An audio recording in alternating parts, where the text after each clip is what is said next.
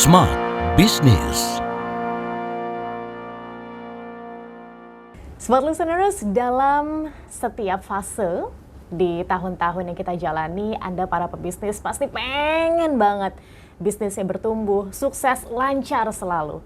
Inilah fungsinya kita melihat bagaimana prospek di setiap tahunnya. Apa ya yang bisa dimanfaatkan, apa ya yang bisa dilakukan lagi, di-exercise lagi, dikembangkan lagi. Di kesempatan kali ini, topik bagaimana bisnis bertumbuh menjadi topik kami dalam podcast Smart Business. Tasya Rustam akan temani Anda dan kita akan berbincang bersama dengan ekonom senior Bu Afiliani. Halo Bu. Ya Mbak Tasya. Terima kasih ya udah menyempatkan waktunya untuk berbincang. Sama-sama. Kita mau tanya nih Bu, seputar topik bisnis bertumbuh. Tapi kita mau mulai dulu dari sebuah kebijakan yang terjadi beberapa bulan lalu, di mana Menteri Keuangan Purbaya Sadewa menggelontorkan nih 200 triliun rupiah. Menurut Bu Afi sebagai seorang ekonom, gimana efeknya? Apakah Purbaya efek gitu ya sudah terjadi, sudah terasa sekarang? Ya, artinya di sini ada beberapa hal yang terjadi dan itu kita lihat pertama adalah guyuran dana 200 triliun itu efeknya satu menurunkan suku bunga. Kenapa? Karena sebelum itu orang ribut soal likuiditas, orang ribut soal suku bunga nggak turun-turun. Nah, begitu diberikan kepada bank-bank BUMN 4%, otomatis bank BUMN mengeluarkan dana masyarakat yang mahal. Nah, akhirnya dana masyarakat mencari dong ke bank swasta. Nah, bank swasta juga jadi bisa nurunin suku bunga. Kalau pada saat itu tidak ada dana guyuran dengan 4%, tentu dana itu harganya 6%. Nah, kalau 6% orang nggak ada yang mau minjem uang gitu. Sehingga guyuran keduanya, yang kedua adalah efeknya adalah pasti kalau suku bunga turun ya, memang yang nggak senang yang punya duit karena uangnya jadi kalau ditaruh di tabungan duitnya dapat kecil kan, akhirnya mereka jadi belanja. Nah, itulah yang disebut oleh Pak Purbaya bahwa ya saya memang pengen Anda belanja, jangan cuma naruh uang terus di bank gitu. Jadi efeknya satu, orang mulai belanja ya. Nah, yang kedua adalah efeknya kalau bunga turun biasanya orang atau sektor usaha itu melakukan pinjaman gitu. Karena apa? Karena bunganya itu bisa masuk dalam biaya kosnya gitu ya. Nah, memang pertumbuhannya tuh belum signifikan yang kita harapkan di atas 10% gitu ya. Karena memang kita harus lihat dari demand side-nya ya. Nah, apa demand side-nya? Pertama adalah kalau kita lihat dari BUMN ya. BUMN itu sekarang kan di bawah Danantara, sehingga semua itu harus dikoordinir. Nah, ini memang yang belum jalan. Sebenarnya kalau BUMN itu sudah dibolehkan untuk pinjam, pasti mereka udah lomba-lomba untuk pinjam karena mereka juga butuh ekspansi ya. Nah, yang kedua sektor swasta sebenarnya sekarang itu ditanya ada nggak sih yang minjem? Ada. Satu adalah sektor swasta atau bisnis, para pebisnis yang punya inovasi. Jadi menurut saya nih para pebisnis mesti punya inovasi. Kalau punya inovasi itu pasti selalu ingin mengembangkan usahanya gitu. Tapi kalau orang yang nggak punya inovasi dia tunggu dulu deh. Kalau ada permintaan baru minjem kan gitu ya. Nah, bisnis yang kayak gini nih biasanya tumbuhnya lambat. Kenapa tumbuh lambat? Karena mereka sangat tergantung pada pembeli. Harusnya dia bisa meng-create orang untuk membeli lebih banyak atau menciptakan pembeli-pembeli baru gitu. Nah, itu yang disebut dengan antara inovator dengan yang tergantung pada demand saja. Oke, berarti mindsetnya sebenarnya harus dibalik begitu ya, karena kadang-kadang mungkin munculnya ketika ada demandnya baru nih kita sediakan, begitu kan ya. Itu yang salah, karena kalau bisnis kayak gitu pasti dia nggak akan tumbuh. Jadi tumbuhnya tergantung demand lah. Demand kan bisa punya pilihan. Kalau ada produk baru yang lebih inovatif ya dia pindah gitu, sehingga demand dia lama-lama bisa habis atau tergerogoti gitu. Nah, oleh karena itu memang sekarang ini tidak bisa kita menyalahkan situasi aja gitu ya. Ekonominya sebenarnya demand di Indonesia ya, kalau mau tahu itu sebenarnya ada empat struktur. Struktur pertama itu adalah kelas atas ya, menengah atas, menengah bawah, dan bawah. Jadi ada 4 klaster. Nah, yang sebenarnya Indonesia tumbuh itu didorong oleh yang atas dan menengah atas. Dia itu walaupun jumlahnya kecil, cuman kontribusinya tuh 70% dari total konsumsi gitu. Sehingga orang-orang ini sebenarnya itu nggak pernah kena dampak terhadap inflasi, tidak pernah kena dampak terhadap kondisi krisis. Nah, harusnya ini orang tuh melihat demand ini yang nggak turun gitu ya. Nah, memang yang sedang menghadapi penurunan yang sekarang orang ribut mengenai kelas menengah pendapatannya menurun itu adalah namanya menengah bawah. Menengah bawah itu dia nggak dapat BLT, dia nggak dapat BPJS, dia harus berjuang sendiri. Nah, ini yang menghadapi penurunan pendapatan. Nah inilah yang sedang banyak diomongin orang. Karena apa? Kontribusinya tuh cuma 13%, tapi orangnya 75 juta kira-kira gitu loh. Oh. Iya, orangnya banyak tapi kontribusinya kecil gitu. Nah jadi sebenarnya kalau mau nyalain market ya market tetap ada. Cuman orang yang di sinilah yang sedang tidak punya kemampuan, yaitu sebanyak sekitar kurang lebih ya 75 juta orang. Nah inilah yang sebenarnya tugas pemerintah bagaimana menciptakan lapangan kerja ya. Lalu mereka bisa juga dijadikan entrepreneur, makanya sekarang ada vokasi gitu kan. Terus kemudian yang yang orang mau jadi entrepreneur kan juga ada berbagai cara yang diberikan oleh pemerintah gitu. Nah yang kelas bawah nih dapat BLT, dapat BPJS itu udah aman. Itu dimanjakan 17%, ya. betul gitu. Jadi sebenarnya kalau orang mau nyalain demand tetap ada gitu. Oke, baik, wah luar biasa. Tadi kita ngomongin seputar bagaimana keadaan di dalam negeri. Hal-hal yang dilakukan oleh pemerintah begitu Bu Afi. Yang 200 triliun tadi kan. Benar. Nah, sekarang kita mau coba skupnya lebih besar lagi. Di mana ada Trump effect yang jadi tantangan di tahun 2025 ini. Kalau Bu Afi sendiri melihatnya bagaimana? Apakah sudah udah muncul nih titik terangnya? Kita itu sebenarnya terlalu berlebihan ya menanggapi soal Trump sebenarnya. Karena sebenarnya ekspor kita juga nggak gede-gede banget gitu. Kita itu memang lebih besar sama China dibandingkan kepada Amerika.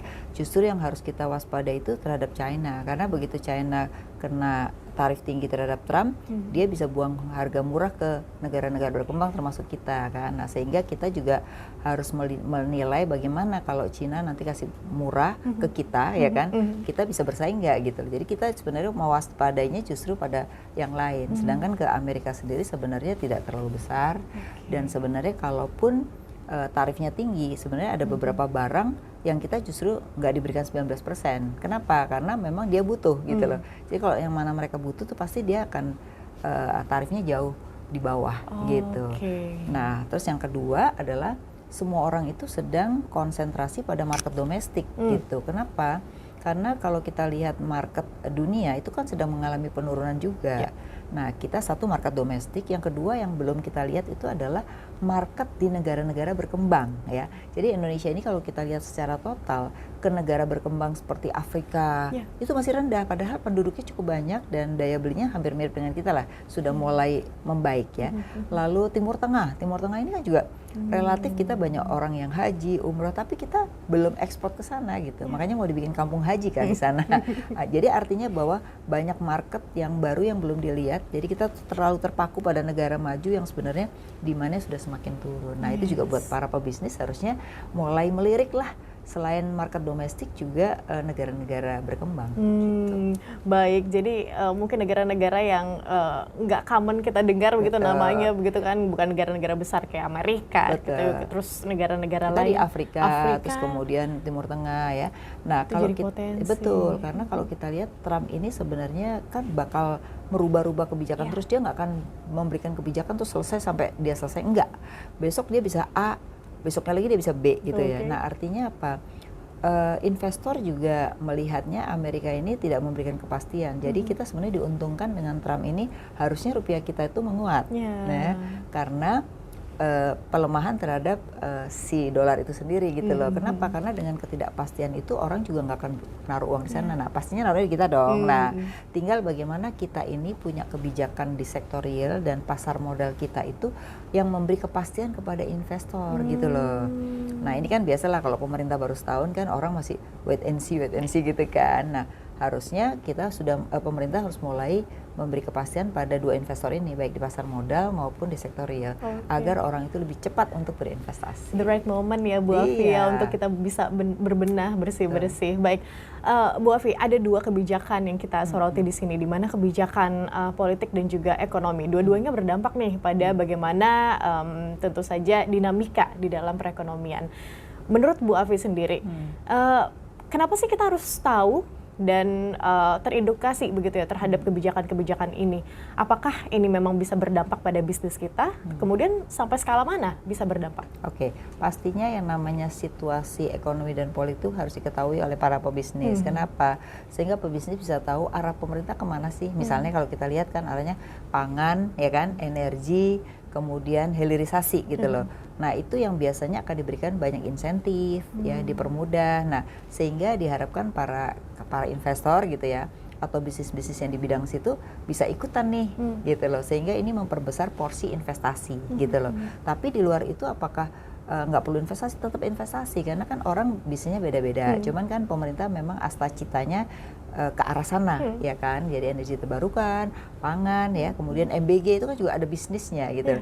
Jadi tinggal si para pengusaha kita ini melihat mana bisnis yang bisa kita kontribusi terhadap ininya pemerintah, ya, asta-cita pemerintah, atau memang bisnis kita ya tetap jalan. Karena menurut saya mau ada pemerintah ada arahnya kemana, pebisnis kan tetap bisa punya pilihan gitu loh. Jadi menurut saya jangan menunggu tadi. Jadi kita mau apa ya kita sendiri yang tahu gitu loh. Jadi jangan takut, kalau menurut saya kita tuh tumbuh 5% sebenarnya nggak susah gitu.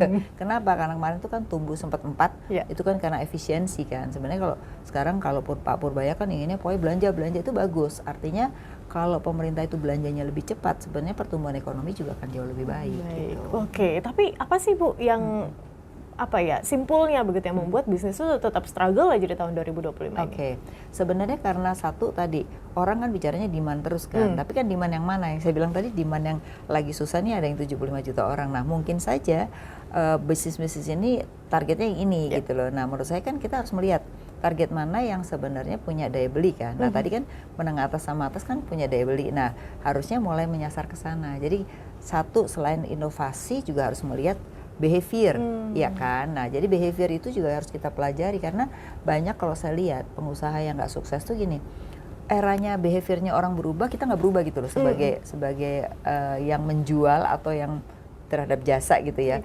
Nah, misalnya gini, orang yang tadinya online terus offline, terus dia sekarang udah online semua dong. Dia masih offline aja ya. Kalau dia nggak ambil dua-duanya dia ketinggalan. Itu contoh. Artinya behavior orang itu harus diikuti.